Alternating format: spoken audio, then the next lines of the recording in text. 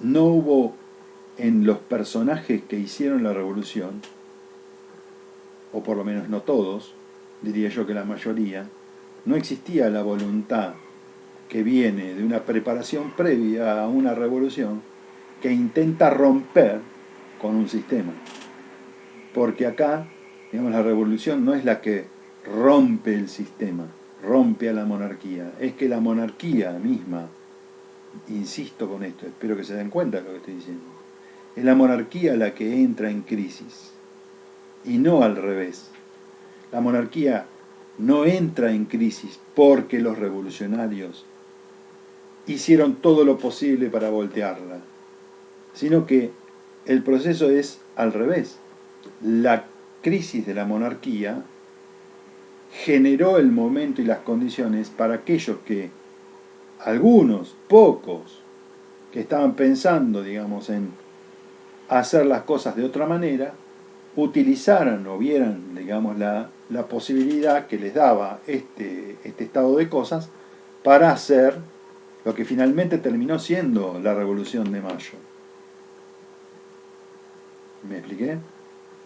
Como vamos a ver para más adelante, digamos, y esto vamos a tener que llegar a la década del 20, no a la del 10, sino a la década del 20, cuando lleguemos a la década del 20 vamos a ver ahí cuáles son las verdaderas diferencias entre ese proceso reformista y este otro proceso que sale, sale de la época colonial, empieza a salir de la época colonial. Porque las funciones del cabildo eran no solamente para establecer bandos, digamos, o generar los bandos de buena convivencia, cómo limpiar las calles, atender la plaza, juntar la basura y tirarla en un lugar, etcétera, ¿no?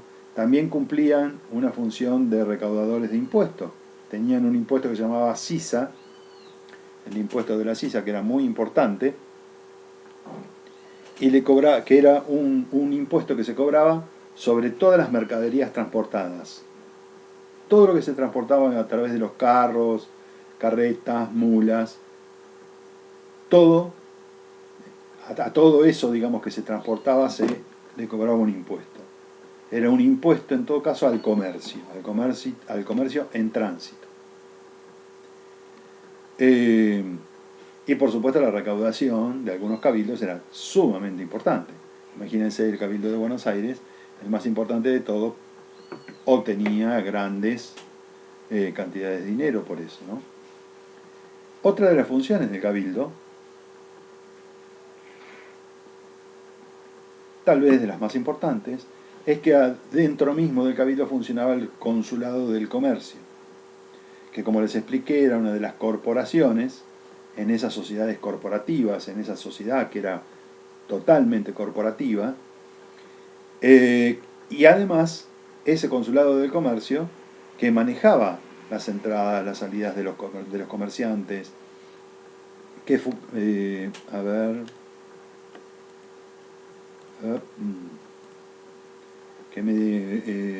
alguien levantó la mano que entre y me pregunte. Tocó sin querer. Bueno, Facundo, no hay ningún problema. Otra de las funciones del cabildo, les decía, muy importante era el asunto de manejar el comercio, ¿no es cierto? El consulado de comercio funcionaba adentro.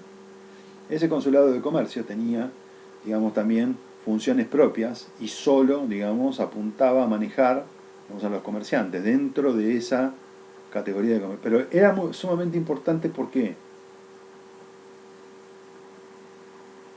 Porque todo el sistema español estaba basado sobre la estructura que habían generado un sistema de dominación que es el mercantilista en términos económicos. El mercantilismo, justamente, lo manejaban, digamos, el sistema mercantilista es manejado exclusivamente por los grandes comerciantes, y los pequeños comerciantes también, pero digamos, los grandes, aquellos que se dedican al comercio exterior, manejaban sobre todo, digamos, este consulado, ¿no? ¿Y por qué era tan importante? Porque era el único método de acumulación en dinero, en metal, que existía en la época. Todavía no estamos hablando de un capitalismo pleno, estamos hablando de el precapitalismo, es decir, la entrada, digamos, al capitalismo no fue directa, sino que el mercantilismo hizo mucho por generar una acumulación previa que posibilitó después la entrada, digamos, de los circuitos capitalistas. Ahora, estaba muy aceitado en ese momento, digamos, el mercantilismo. Entonces, si esta era la única forma de lograr acumulación, de lograr dinero, de enriquecerse, por eso es que era tan importante el comercio de la época. Y otra de las funciones, solo para mencionar, digamos, algunas de las más importantes, es que tenían, digamos, manejaban parte de la justicia y la policía. Ustedes van a ver, por ejemplo, en las fuentes van a aparecer los tenientes alcaldes, los provisores, los oidores.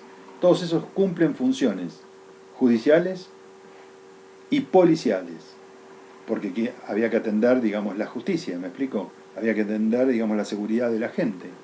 ¿Quiénes lo atendían eso? Los alcaldes, y los tenientes alcaldes y los ayudantes, ¿no? Que eran nombrados por el Cabildo de Buenos Aires, hablamos de Buenos Aires, y si no, digamos, por los cabildos, digamos, del resto de las ciudades grandes, donde había cabildos. Entonces el Cabildo nombraba los alcaldes, estos eran como una especie de comisarios, que manejaban, digamos, a otra gente que eran, digamos, los funcionarios que hacían respetar las leyes que el mismo Cabildo establecía. Y además tenían la función judicial de primera instancia, es decir, a quien cuando había un problema doméstico, un problema de agresiones, un problema entre vecinos, a quienes apelaban, digamos, apelaban justamente a los alcaldes y estos iban al cabildo y ahí entraba a funcionar, digamos, la justicia de primera instancia, los provisores, los seguidores, todos estos empezaban a trabajar, digamos, a hacer la parte burocrática, digamos, de lo que hace hoy, por ejemplo, el Poder Judicial. Esto, digamos, en primera instancia. La segunda instancia y última, recién va a ser a partir de 1782 en Buenos Aires, la Real Audiencia de Buenos Aires, que va a ser como una especie de Suprema Corte de Justicia.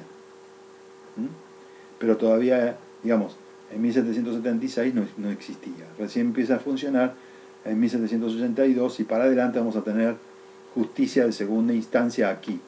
Imagínense, fíjense de qué manera no se rompió con el orden establecido en 1810, que la Real Audiencia va a seguir trabajando, y va a seguir trabajando de la misma forma que lo hacía con anterioridad.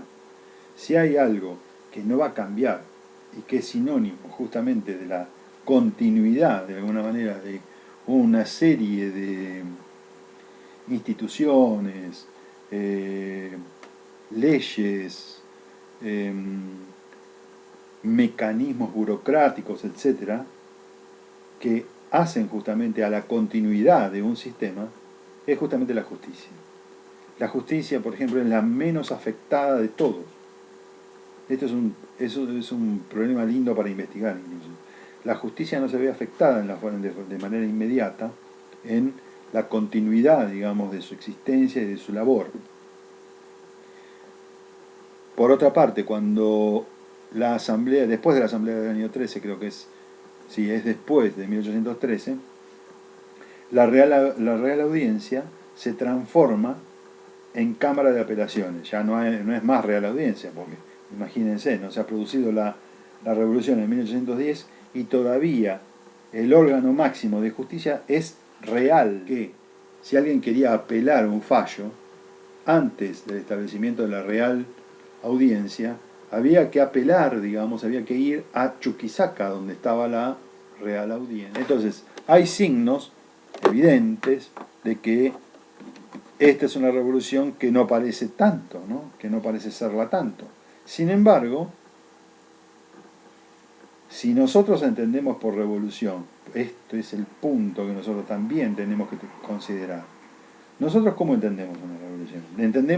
Pensamos que la revolución se da hoy, surge alguien, es violenta, digamos, surge un grupo, es violento, rompe las cosas e inicia un proceso completamente nuevo. Yo les diría que nunca pasó algo así. Ha ocurrido algo parecido a eso que les acabo de explicar, pero que nosotros veamos la apariencia, ¿no?, de que las cosas han cambiado abruptamente, no quiere decir que las cosas cambien efectivamente, de forma tan abrupta, sino hay que ver, digamos, bueno, esto, digamos, hay una parte de la literatura marxista que piensa que sí es así, y otra parte de la literatura marxista que piensa que no es así, que las revoluciones son algo mucho más largo, más trabajoso. Es más, ¿qué es lo que cuesta más cambiar en una revolución? Ahí el comentario es pertinente, estoy de acuerdo. Todos los aspectos culturales. Todos los aspectos culturales. Es más, le voy a decir una cosa que puede sonar más fuerte, pero esto lo entendió hasta el mismo Trotsky. León Trotsky entendió que las cosas eran más lentas.